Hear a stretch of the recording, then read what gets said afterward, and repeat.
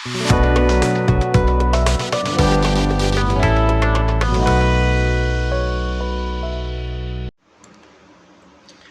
Student, स्वागत है आपका chapter first chemical reaction and equation में।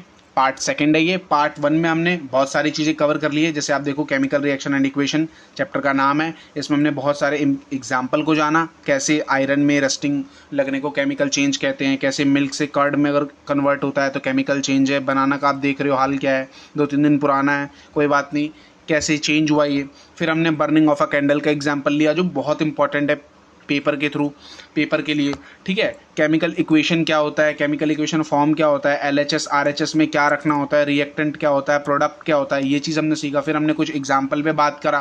फिर हमने बैलेंसिंग ऑफ इक्वेशन सीखा कि इसको बैलेंस कैसे करा जाता है। जो हमने एग्जाम्पल लिया था उसी पे हमने किया कि ज़्यादा अच्छे से समझ में आए।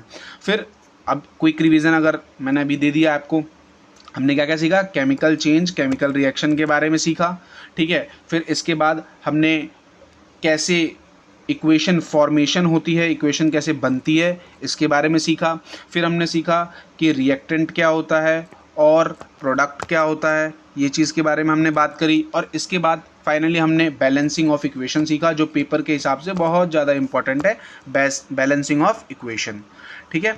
चलो, आज अब हम बात करने वाले हैं टाइप ऑफ केमिकल रिएक्शंस के बारे में, जिसकी हमने शुरुआत कल ही कर दी थी। मैं एक बार शॉर्ट में एक्सप्लेन कर देता हूँ। Combination, decomposition, displacement, double displacement, oxidation and reduction. Oxidation, reduction, redox reaction का पार्ट है, समझो। कॉम्बिनेशन रिएक्शन क्या होता है, कॉम्बिनेशन का मतलब क्या होता है, जुड़ना। कॉम्बिनेशन का मतलब क्या होता है, जुड़ना। डिकम्पोजिशन का मतलब टूट जाना, अलग हो जाना। डिस्प्लेसमेंट का मतलब बदल जाना, मतलब ट्रांसफर हो जाना, चेंज हो जाना। डबल डिस्प्लेसमेंट का मतलब 2 बार चेंज हो जाना, ठीक है। रिडॉक्स रिएक्शन, ऑक्सीडेशन और रिडक्शन, ये थोड़ा सा हम बाद में अलग से समझेंगे। अभी हम कॉम्बिनेशन पे आते हैं। कॉम्बिनेशन रिएक्शन क्या होता है, देखो, अगर हम केमिकल फॉर्मेशन के बिना अगर सीखें इजी वे में, तो समझो, एक सेकेंड, ए प्लस बी सी का फॉर्म करती है, ये कॉम्बिनेशन रिएक्शन होता है। यानी जब 2 एलिमेंट मिलकर एक प्रोडक्ट फॉर्म करें, उसको हम कहते हैं कॉम्बिनेशन रिएक्शन। एलएचएस पे क्या होता है, जिसको पुराने को याद है वो एक बार कमेंट करेंगे। एलएचएस में क्या होता है, रिएक्टेंट, और आरएचएस में क्या होता है, प्रोडक्ट, ठीक है। चलो, ये हमने पिछले वीडियो में बात करी थी। तो जो रिएक्टेंट होता है वो आपस में कंबाइन होके फॉर्मेशन करते हैं प्रोडक्ट का। बिल्कुल क्लियर है ये चीज़। इसके लिए अब हम एक एग्जाम्पल लेते हैं, बहुत अच्छा एग्जाम्पल लेंगे। सीबीएसई के थ्रू वाला एग्जाम्पल दिया हुआ है मैंने इसमें, समझो। कार्बन प्लस ऑक्सीजन जब मिलते हैं तो क्या बन जाते हैं, कार्बन डाइऑक्साइड। अब बहुत ध्यान से समझना है एक चीज़ को। कार्बन एक अलग एलिमेंट है, ठीक है, ऑक्सीजन एक अलग एलिमेंट है। ये दोनों जब मिल गए कार्बन डाइऑक्साइड बन गए। कार्बन एक अलग चीज़ होती है, ऑक्सीजन एक अलग चीज़ होती है, दोनों मिलके एक नई चीज़ बनाते हैं, कार्बन डाइऑक्साइड। तो ये क्या हो गई, केमिकल रिएक्शन हो गई। किसमें, कॉम्बिनेशन रिएक्शन में। कॉम्बिनेशन रिएक्शन का सबसे सरल मतलब समझो, कार्बन प्लस ऑक्सीजन 2 एलिमेंट है, मिलकर एक नया एलिमेंट बनाएंगे, कार्बन डाइऑक्साइड। ये कॉम्बिनेशन रिएक्शन है, सबसे इजी, जिसको मैंने इस चीज़ में ही बताया, ए प्लस बी फॉर्म करेगा सी का। समझ में आ गया कॉम्बिनेशन रिएक्शन। अब हम चलते हैं डीकम्पोजिशन रिएक्शन पे। डीकम्पोजिशन रिएक्शन, कॉम्बिनेशन रिएक्शन में क्या था, 2 एलिमेंट जुड़ रहे थे, एक तीसरा नया फॉर्म कर रहे थे। डीकम्पोजिशन में क्या होगा, एक ही एलिमेंट होगा, इसको कुछ बाहर से एक्सटर्नल चीज़ें दी जाएंगी, जिससे ये अलग अपने आप को फॉर्म कर लेगा। जैसे समझो, 3 चीज़ें होती हैं वो, या तो वो इलेक्ट्रिसिटी हो सकती है, क्या हो सकती है, इलेक्ट्रिसिटी हो सकती है, या तो वो हीट हो सकती है, या तो वो लाइट हो सकती है। अच्छा, अब इनको कहते क्या है भाई, साइंटिफिक नेम भी चाहिए इनको। तो इलेक्ट्रिसिटी जहाँ पे होगा उसको कहेंगे हम इलेक्ट्रोलाइसिस। क्या कहेंगे, इलेक्ट्रोलाइसिस, ठीक है। हीट जहाँ पे होगा उसको क्या कहेंगे, थर्मोलाइसिस, ठीक है। जहाँ पर लाइट होगा उसको क्या कहेंगे, फोटोलाइसिस। कोई दिक्कत किसी को थोड़ी बहुत भी। जहाँ पर एक एलिमेंट होगा, डिकम्पोजिशन रिएक्शन में एक एलिमेंट होता है जिसको या तो इलेक्ट्रिसिटी देकर, हीट देकर, या तो लाइट देकर, तीनों में से कुछ भी एक चीज़ देकर अलग अलग हिस्सों में तोड़ देते हैं। ये डिकम्पोजिशन रिएक्शन होता है। अगर आप बात करो इसके एग्जाम्पल की, तो मैं एक बहुत बेस्ट एग्जाम्पल देता हूँ जो हम ठंड में यूज़ भी करते हैं। समझो, हीटर होता है एक ऐसा जो अपने बाल्टी वाल्टी टब में लगा के छोड़ते हैं, है ना। अब उसमें क्या पानी होता है, पानी को हीटर में डालते हैं। जब पानी को हम हीटर में डालते हैं तो उससे क्या होता है, बबल देखते उठते हैं, जो बबल उठते हैं वो बॉयल के होते हैं, लेकिन उसमें क्या होता है, हाइड्रोजन प्लस ऑक्सीजन अलग भी हो रहा होता है। क्या समझ में आया? जब हम वाटर में हीटर को डालते हैं और वो एलिमेंट के पास जब आप देखोगे बुलबुले से आते हैं, उसमें हाइड्रोजन और ऑक्सीजन अलग भी हो रहा होता है। अब यहाँ पर सिर्फ H2O है, ठीक है, इसमें हाइड्रोजन और ऑक्सीजन अलग हो रहा है, तो मतलब केमिकल रिएक्शन हुआ है। केमिकल रिएक्शन कौन सा हुआ है? डीकॉम्पोजिशन रिएक्शन का हुआ है। किसकी मदद से हुआ है? इलेक्ट्रिसिटी मदद से हुआ है। किसकी मदद से हुआ है? इलेक्ट्रिसिटी की मदद से। और इलेक्ट्रिसिटी मदद से कोई रिएक्शन हो रहा है तो उसको क्या बोलेंगे? इलेक्ट्रोलाइसिस। किसी को डाउट होगा तो प्लीज कमेंट बॉक्स में बताना, बहुत इजी वे में मैं समझा रहा हूँ। ये हो गया इलेक्ट्रोलाइसिस, ठीक है। ऐसे ही अगर ये हीट की मदद से हो तो थर्मोलाइसिस बोल देंगे। अगर ये क्या कहते हैं, फोटो की मदद से हो तो उसे मतलब लाइट की मदद से हो तो फोटोलाइसिस बोल देंगे। कोई दिक्कत परेशानी पीड़ा दर्द समस्या नहीं है? चलो आगे बढ़ते हैं इसमें हम डिस्प्लेसमेंट रिएक्शन की तरफ। डिस्प्लेसमेंट रिएक्शन बहुत इजी है समझने में। एक कहानी सुनाता हूँ मैं। एक लड़का था जिसका नाम था ए, ठीक है, थोड़ा सा सिंगल था ये, लेकिन स्मार्ट था, गुड लुकिंग था, और सिंगल लड़के थोड़ा सा स्मार्ट ही होते हैं, ठीक है।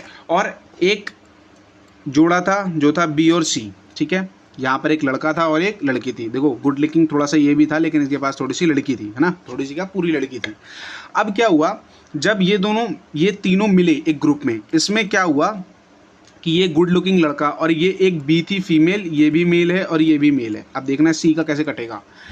ए बी सी तीनों गए थे और एक पार्क में मिल गए। एक पार्क में जब ये मिले ना, तो ए ने बी को देखा, बी ने ए को देखा, ठीक है। क्या हुआ, ए के पास बी आ गई और सी बेचारा अलग होके चला गया। क्या समझ में आया? ए ज़्यादा स्मार्ट था बी से, मतलब सी से, यही हुआ होगा, या ज़्यादा पैसों वाला होगा, ऐसा ही होता है, समझ गए। तो तीन एलिमेंट है यहाँ पर, ए बी सी। ए का रिएक्ट होता है बी और सी से, जिसमें बी ए के साथ मिल जाती है और सी के साथ बहुत बुरा हो जाता है। समझ में आया? तो अब हम चलते हैं थोड़ा सा आगे, थोड़ा सा केमिकल की तरफ, थोड़ा सा लोचा समझते हैं केमिकल का। इसमें बात तो समझ में आ गई होगी, ए के साथ बी जुड़ जाता है, यानी एक का यहाँ पे चेंज हो जाएगा, दूसरे से मिल जाएगा, बस इतना समझना है। ए प्लस बी सी थे, ए बी प्लस सी हो गए, समझ गए। अच्छा, अब हम एक एग्जाम्पल ले लेते हैं, ठीक है। समझो आयरन रिएक्ट करता है कॉपर सल्फेट से, ठीक है। तो क्या फॉर्म बनाता है? आयरन सल्फेट प्लस कॉपर, यही बनाता है, ठीक है। यहाँ पे देखो क्या हुआ, आयरन अकेला था, कॉपर और कॉपर सल्फेट से रिएक्ट कर रहा है। तो जो ये Fe है, Fe को यहाँ पे A समझो और B को यहाँ पर S, ये समझो, मैं F और B के नाम लेके बताता हूँ। A यहाँ पर Fe है, आयरन है, B कॉपर, B हो गया तुम्हारा सल्फेट और C हो गया तुम्हारा कॉपर, ठीक है। अब देखो यहाँ पर क्या हुआ, FeSO4 यानी आयरन के साथ सल्फेट मिल गया, तो ये क्या बन गया, आयरन सल्फेट प्लस कॉपर। ये अलग अलग हो गए। ये तीन व्यक्ति गए थे घूमने के लिए, आयरन के साथ सल्फेट मिल गया, आयरन सल्फेट बन गया और यहाँ पर कॉपर अलग हो गया। समझ में आ गया डिस्प्लेसमेंट रिएक्शन क्या होता है? एक दूसरा ज़्यादा रिएक्टिव होता है उसके साथ जुड़ जाता है। समझो इसको केमिकल के हिसाब से। आयरन और ये तीनों घूमने गए थे, आयरन था, कॉपर सल्फेट के साथ घूमने गया था।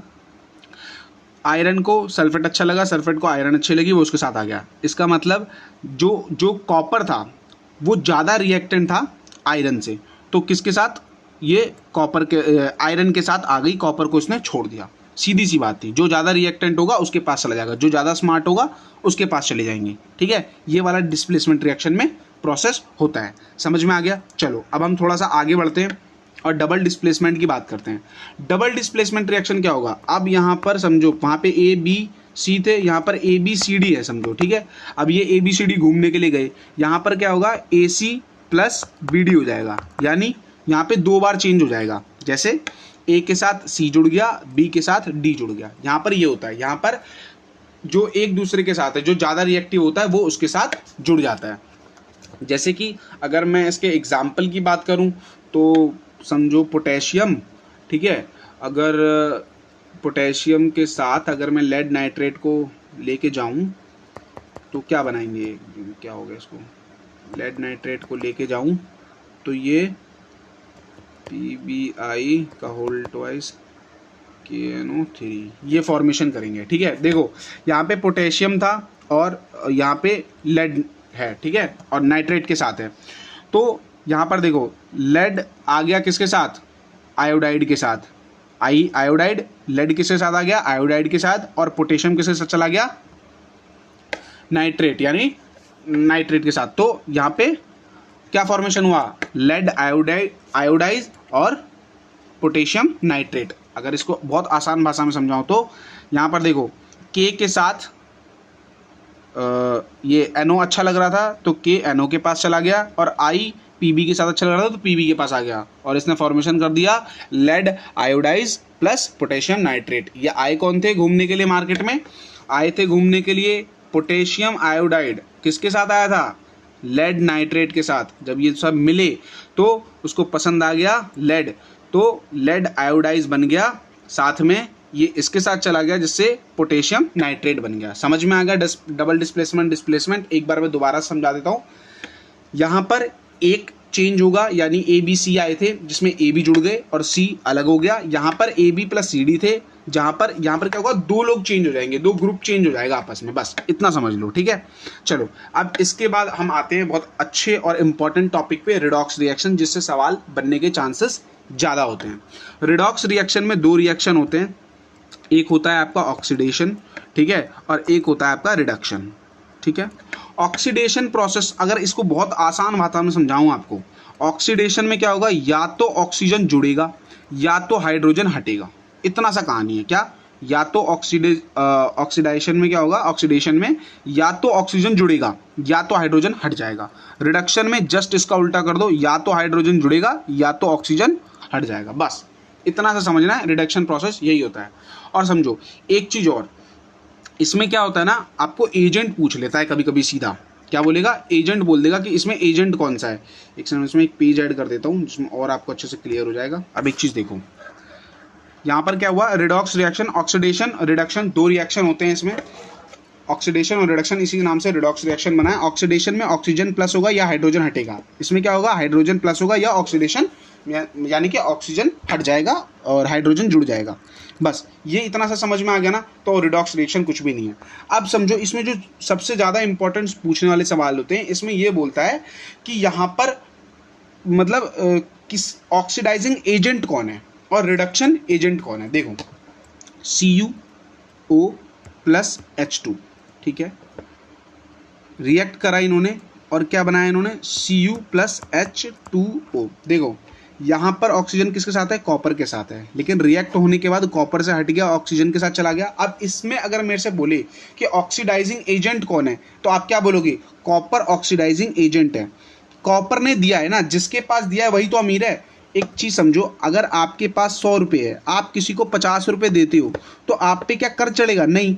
तो इसीलिए जिसके पास ऑक्सीजन होता है वही ऑक्सीडाइजिंग एजेंट होगा।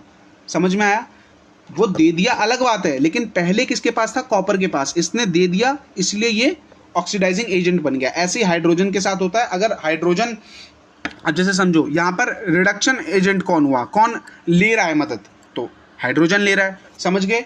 एजेंट का कौन होता है, जो दे रहा होता है वही उस चीज का एजेंट होता है। जैसे इसने ऑक्सीजन दिया, किसने दिया, कॉपर ने, तो कॉपर ही हो गया ऑक्सीडाइजिंग एजेंट। समझ में आ गया, क्लियर है। इसलिए सवाल बनता है, इसलिए मैंने आपको बहुत अच्छे से एक्सप्लेन कर दिया। अब आते हैं हम, ये हमारा चैप्टर का लास्ट पोजीशन समझ लो, कोरोजन और रेंसिडिटी।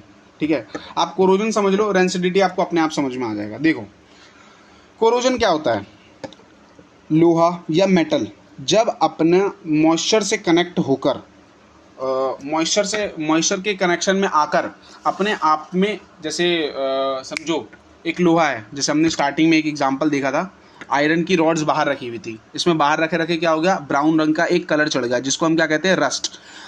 किसी मेटल में जब रस्ट चढ़ जाता है उसी को हम कोरोजन कह देते हैं। ठीक है, आपसे ये पूछेगा कि कोरोजन और रेंसिडिटी के अंदर डिफरेंस बहुत इजी है। कोरोजन मेटल में होता है और रेंसिडिटी किस में होगा, फूड आइटम्स में होगा।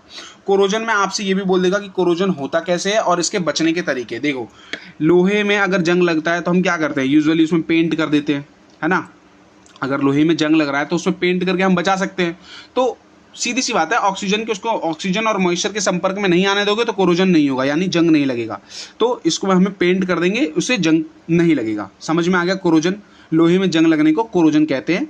अच्छा, अब रेंसिडिटी क्या है? देखो, रेंसिडिटी जैसे हमने कोई फूड आइटम रखा, ठीक है, और जैसे समझ लो चिप्स है, चिप्स का पैकेट हम खुला छोड़ देते हैं, तो मॉइस्चर में कनेक्ट होने के बाद वो कैसा होता है, सील से जाते हैं ना, मतलब जो उसका करारेपन होता है वो हट जाता है।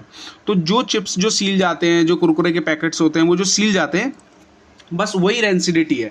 अब आपसे पूछ लेगा रेंसिडिटी क्या है और उसके प्रिक्योर के तरीके। तो रेंसिडिटी क्या होता है? जब ऑक्सीजन या मॉइस्चर के प्रेजेंस में किसी फूड आइटम में कोई खराबी आ जाए, जैसे वो सील जाए या खराब हो जाए, वही रेंसिडिटी होती है। इसको बचाने के तरीके सबसे बेस्ट बता रहा हूँ, नाइट्रोजन में पैकिंग। क्या? नाइट्रोजन में पैकिंग, समझ गए? या एयर टाइट जो कंटेनर होते हैं उनमें रख दो, ये खराब नहीं होंगे। नाइट्रोजन में पैकिंग या एयर टाइट कंटेनर में इनको रखो, वो खराब नहीं होंगे। हम नॉर्मल घर में भी यूज़ करते हैं, अगर हम आधा पैकेट चिप्स का खा लेते हैं तो उसे इस तरीके से सील कर देते हैं कि उसमें मॉइस्चर ना जाए या उसमें ऑक्सीजन का कनेक्शन ज़्यादा ना हो, जिसकी वजह से वो सीले ना। बस यही रेंसिडिटी होती है। तो उम्मीद करता हूँ मैं आपको पूरा ये चैप्टर समझ में आ गया होगा। बहुत आसान चैप्टर था। इस बहुत से आसान चैप्टर में हमने क्या क्या सीखा? केमिकल चेंज क्या होता है, ठीक है, फिजिकल चेंज क्या होता है। इसके बाद हमने सीखा कि केमिकल इक्वेशन फॉर्म कैसे होता है, केमिकल इक्वेशन बनता कैसे है। फिर इसके बाद हमने बैलेंसिंग ऑफ इक्वेशन सीखी, ठीक है, बहुत सारे एग्जाम्पल के साथ बैलेंसिंग ऑफ इक्वेशन सीखी। फिर इसके बाद हमने चारों टाइप जाने कि भाई कितने टाइप होते हैं रिएक्शंस के। एक बार अगर मैं आपको याद दिलाना चाहूँ तो चारों टाइप का नाम क्या था? सबसे पहले था कॉम्बिनेशन, ठीक है, उसके बाद था डीकॉम्पोजिशन, ठीक है, उसके बाद था अपना डिस्प्लेसमेंट, उसके बाद डबल डिस्प्लेसमेंट, यही था, ये हमने पढ़ा। इसके बाद हमने सीखा रेंसिडिटी, ठीक है, और कोरोजन, ये सारी चीज़ें हमने सीखी है। और यही इस टॉपिक को हम एंड करते हैं, इस चैप्टर को एंड करते हैं। इससे ज़्यादा इस चैप्टर में कुछ नहीं आएगा, लेकिन हाँ, जो इम्पॉर्टेंट अगर इस चैप्टर में देखोगे, जो 2-3 चीज़ें बहुत ज़्यादा इम्पॉर्टेंट हैं, अगर मेरे नज़र से मैं अगर किसी को बहुत ज़्यादा इम्पॉर्टेंट मानता हूँ तो वो यही मानता हूँ, जो पेपर के हिसाब से बहुत ज़्यादा आ जाता है। क्या? वो बैलेंसिंग ऑफ इक्वेशन है, ठीक है, और आपका कोरोजन एंड रेंसिडिटी ये क्या है और इसके प्रिक्योर के तरीके पूछ लेगा, और आपसे सीधा बोल देगा कि 2 नंबर में आएगा कोरोजन क्या होता है और इसे प्रिक्योर करने के तरीके, रेंसिडिटी क्या होता है, रेंसिडिटी क्या होता है और इसके प्रिक्योर करने के तरीके, ऐसे। और या तो फिर इक्वेशन दे देंगे और आपसे कहेंगे इसमें कौन सा रिएक्शन हो रहा है, बस। इससे ज़्यादा इस चैप्टर में ज़्यादा पूछा नहीं जाता है बहुत, और जो पूछा जाता है बहुत आसानी के फ्री के नंबर होते हैं इस चैप्टर में। बहुत समझने लायक चैप्टर था, बहुत ईजी वे में मैंने समझा दिया है। आशा करता हूँ आपको समझ में आ गया होगा। और इसके ना मैं नोट्स भी प्रोवाइड करा दूंगा आपको, जैसे इसमें उतना क्लियरली समझ में नहीं आ रहा तो मैं एक काम करूंगा, इसके ना आपको ना नोट्स प्रोवाइड करा दूंगा जो 1 या 2 शीट में प्रॉपर आपके आ जाएंगे, और वो हिंदी और इंग्लिश दोनों में होगा, तो आपको बहुत ईजिली समझ में आ जाएगा और बहुत आसान सी लैंग्वेज में उसको मैं लिखूंगा, सब लिख के उसके नीचे उसके एक आध एग्जाम्पल, जिससे आप बहुत शॉर्ट नोट्स में बहुत जल्दी तैयार कर सको उसको, ठीक है। मैं आपके लिए ये भी कर दूंगा, वो डिस्क्रिप्शन बॉक्स में या टेलीग्राम लिंक उसका मिल जाएगा, आप डाउनलोड कर लेना, वहाँ पे जाके 2 पेज की PDF होगी मैक्स टू मैक्स, जिससे आपको बहुत ज़्यादा ईजिली याद रहेंगे ये सारी चीज़ें। तो बाकी मिलते हैं नेक्स्ट चैप्टर में, बहुत जल्दी आपका सेकंड चैप्टर में मैं लेके आऊँगा, जिसका नाम आप लोग कमेंट में बताएं, और बताएं कि ये चैप्टर कैसा लगा, और अगर कोई दिक्कत है, कोई क्वेरी है तो वो भी आप कमेंट कर सकते हैं। एंड लाइक, सब्सक्राइब, और जय हिंद, जय भारत। मिलते हैं अगली वीडियो में।